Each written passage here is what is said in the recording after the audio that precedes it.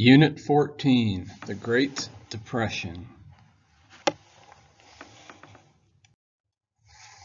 Learning objectives. We're going to look at the causes of the Great Depression. We'll look at the causes of an environmental crisis known as the Dust Bowl. We will look at the impact of the Great Depression on the American people.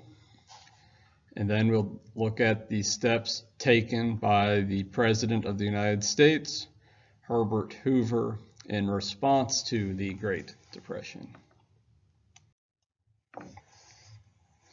So previously in class, we've talked a great deal about the 1920s.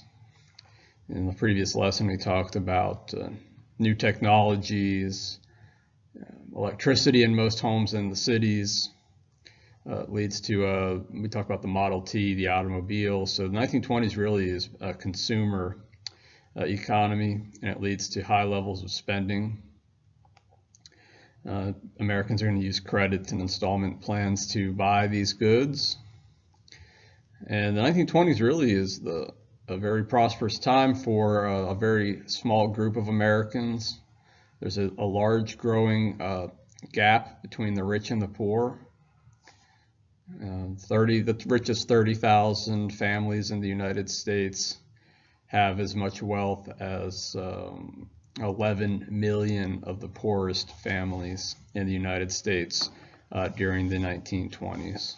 There's a great deal of stock speculation. Americans are buying stocks, and they're buying stocks without their own money. They're borrowing money to buy stocks. 1920s really is we go back to our laissez-faire economic policies, unregulated economy kind of overheats with too much production, too much consumerism. Following World War I, farms had grown a large amount of crops to ship overseas to our allies during World War I. But following the end of the war, we continue to overproduce, and this leads to a decline in crop prices, which hurts farmers and puts farmers in further debt. And we'll talk a lot about the other issues. Once the crisis continues, the Depression begins, high tariffs are put in place to try to protect American industry. The economic decline leads to bank failures and increased unemployment. And to top it all off, we have a large-scale environmental disaster in the Midwest, the area that was settled by the homesteaders, the Homestead Act and the Great Plains. There's a dust bowl that really harms America's farms and leads to a huge environmental crises. Many Americans lose their homes and jobs, and thousands of citizens wander the country looking for work and live in shanty towns. And our President Hoover's initial response was to tell Americans that it was more of the Depression was more of a mental state, that Americans just needed to work their way out of the crisis. And it was only a crisis because Americans thought it was. And he met with business leaders from around the country and negotiated with them to make sure they kept their workers employed and didn't cut wages or fire Americans. And he met with union leaders to make sure they didn't go on strike to try to help lift America out of this crisis. Eventually, Hoover and the Congress will begin using the government to fight the Great Depression. They'll create the Reconstruction Finance Corporation. But Hoover's inability or lack of real ability to really read the public's mind, to listen to the public, leads to his decline in popularity. He's convinced that America is out of the Great Depression. Most Americans feel that they are not, that the Depression is getting worse. And on top of this, a large group of World War I veterans march on the Capitol, demanding their bonus for fighting in the war early because of the economic crisis. And Hoover's going to handle this very poorly. We'll look at that today in our lecture. Let's start the vocab. So we need to be familiar with the term Great Depression. The year 1929 is really important. This is the beginning of America's economic crisis, the worst in the history of our society. And it lasts from 1929 until well into World War II. World War II will be what rescues the American economy as we mass produce weapons and employ thousands and millions of Americans in war factories and the armed services. But this is the Great Depression. It's going to last over 12 years. Let's look at the causes of the Great Depression. A lot of this we talked about in our previous unit. The 1920s, cars, radios, electrical appliances are all available and inexpensive. Americans are buying them and spending. So we're really transitioning into this consumer society, and a lot of Americans are borrowing money to buy these items, to buy Ford automobiles and Chevrolets, and to buy refrigerators, and to buy vacuums, and to buy electric stoves, and to buy homes.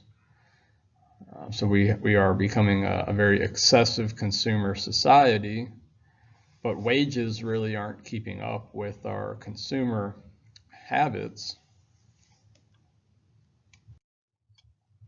And because we're consuming so much and Americans are willing to take on debts to buy things, businesses continue to manufacture and overproduce, and a lot of overproduction stems, and agriculture stems from World War I to feed our allies through our Food Administration, which was run by Herbert Hoover, the Great Humanitarian who saved millions of people from starvation during World War I with American food. But when the war ends, a lot of Europe doesn't need as much of our agricultural goods, and farms are going to kind of end up going in debt. Crop prices are going to drop, and other businesses, manufacturing, continue to overproduce.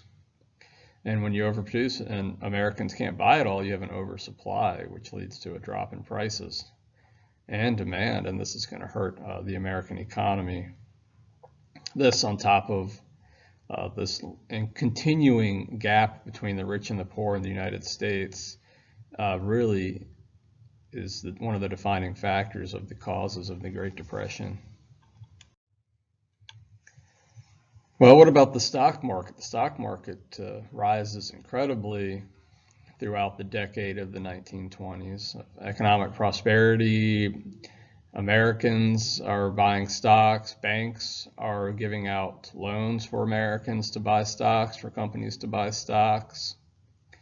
So there's this buying on margin when you're buying with borrowed money, which is incredibly risky, because if the market were to go down, you'd lose your investment, plus you'd still owe that money to the banks. And this is also incredibly dangerous for banks to be loaning out Americans money to others who want to speculate with it on the stock market.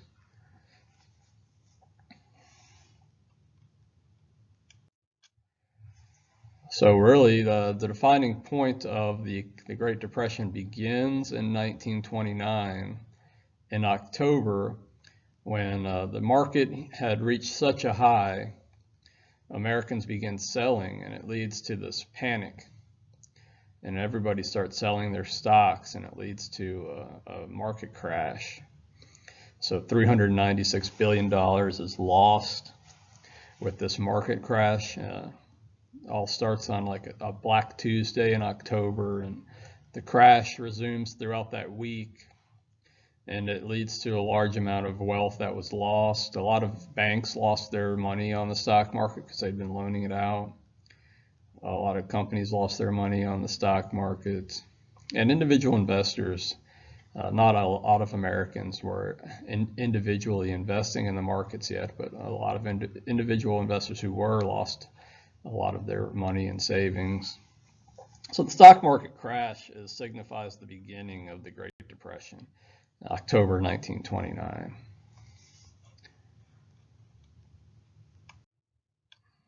And the market crash leads to bank failures. So banks had been making risky investments with their money. They'd been making risky loans. So when the market collapses, that money's gone, and the banks have lost their loans, and a lot of banks begin to close. So now Americans who maybe had nothing to do with the stock market but had their money in banks start running to their banks to try to get their savings out before the banks run out of their money and close. And many banks closed, and millions of Americans lost their savings. And a lot of states were left by the time the bank failures had died down by 1932, 1933. A lot of states didn't even have a functioning bank left.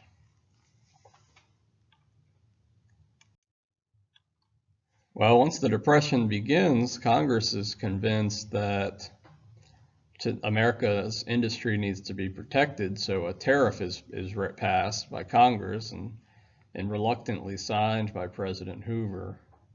It's called the Smoot-Hawley tariff, and it allowed Hoover to actually adjust the tariffs himself, which is one of the reasons why he felt like he could sign this controversial tariff. And in the end, it does harm American industry because it hurts Europe as well, and it hurts international trade.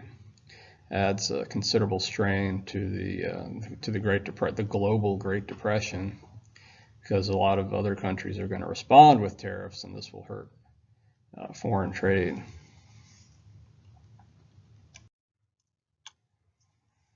So as businesses begin to close because of overproduction, tariffs, and bank failures, we're going to have a rising level of unemployment.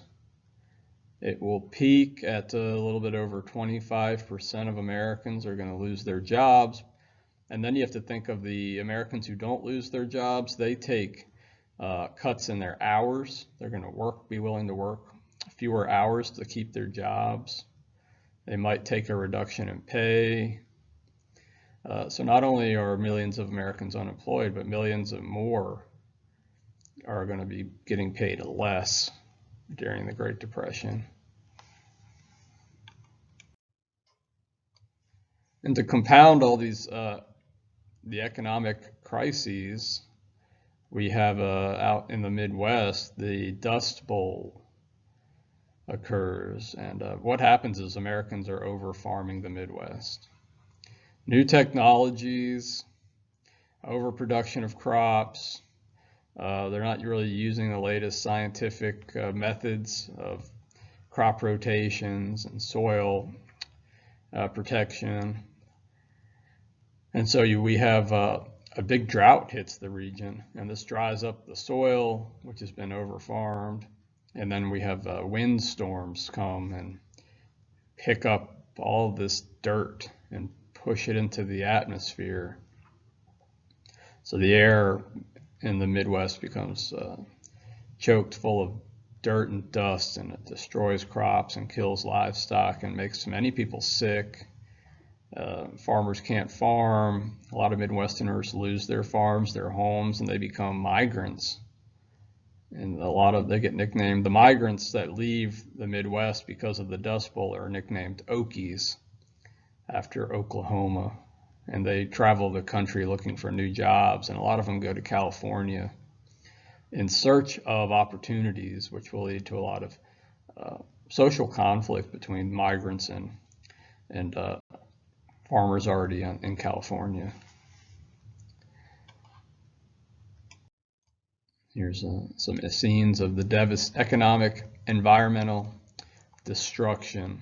So if you don't protect your environment, it leads to climate disasters. And so this was the climate disaster, man-made and environmentally created, the Dust Bowl. So we can see the devastation. Americans begin losing their homes, they lose their jobs, they can't pay their rent or their mortgage, and they're evicted. And a lot of Americans most cities end up having shanty towns where Americans live in these homes they build out of wood and rubbish that they find. And they get nicknamed, and everything bad about the Great Depression gets nicknamed after Herbert Hoover. So shanty towns were called Hoovervilles. Newspapers were called Hoover blankets. Having empty pockets pulled out because you don't have any money were called Hoover flags. Hoover was really didn't respond well to the public's the struggles of the American public. He was convinced that America was going to get out of the Great Depression by working harder and thinking that it wasn't a Great Depression. He really felt it was a mental crisis of America, that really the country had recovered, he felt, and that Americans were just mentally stuck in this belief that there was a depression.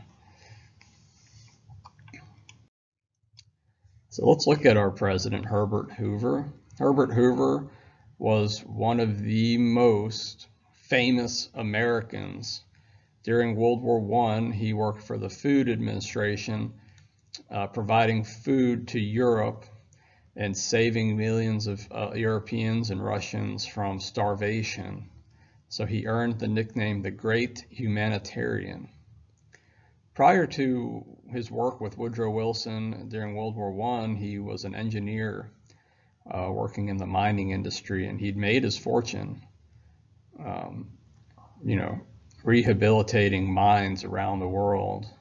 And he didn't have to enter public life, but he worked with Wilson, with the Food Administration, saving people around the world from starvation.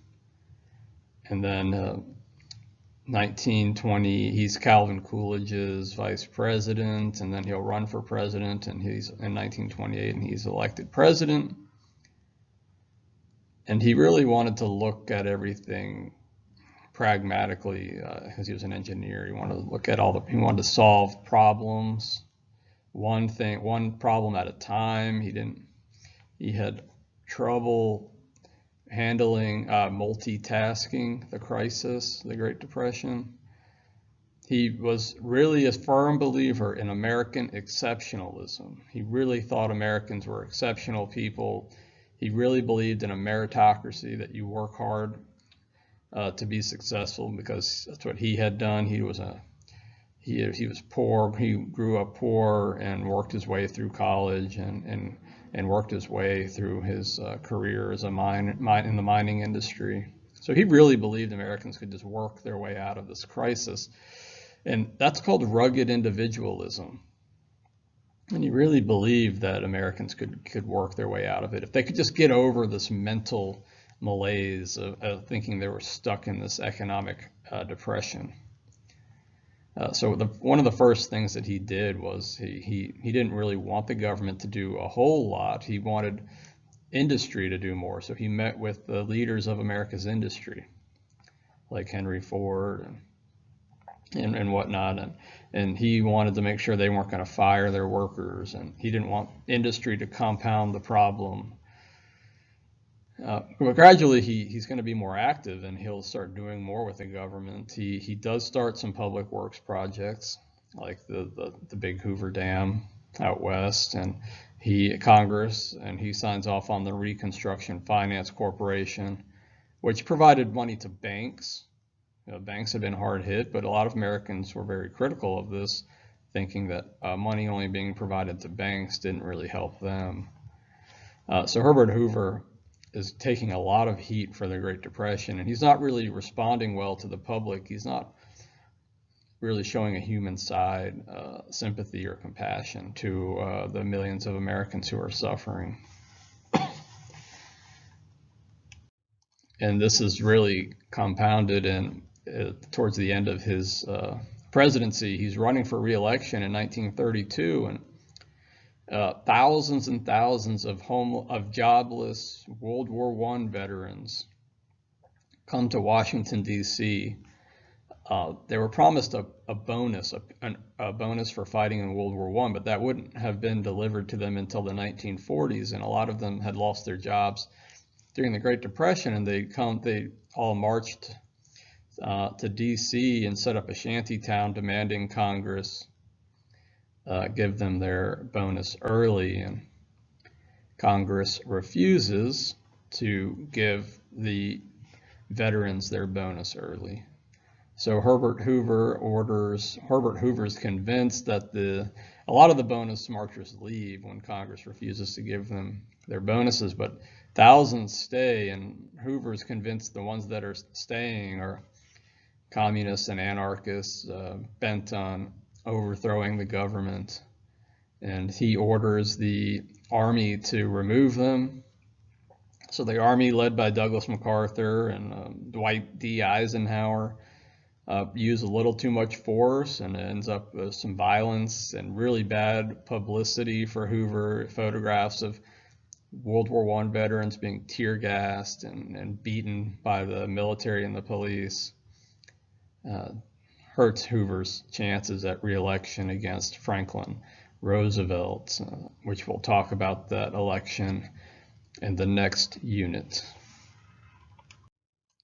Let's look at our timeline for Herbert Hoover's presidency. So he's already president when the market crashes in 1929. This begins the Great Depression. So Hoover tries to figure out ways to solve this problem. Smoot-Hawley tariff is passed, reluctantly signed by Hoover. The Dust Bowl begins. Hoover starts the construction of the Great Dam out west in 1931. Hoover's running for re-election in 1932 against Franklin Roosevelt when the bonus army marches on D.C. And he loses. We'll see the next unit, but Hoover will lose to Franklin Roosevelt. In 1933, 4,000 banks have closed across the country. So our next unit will talk about what's the next president going to do? What's Franklin Roosevelt going to do? Is he going to have a New Deal for the people of the United States?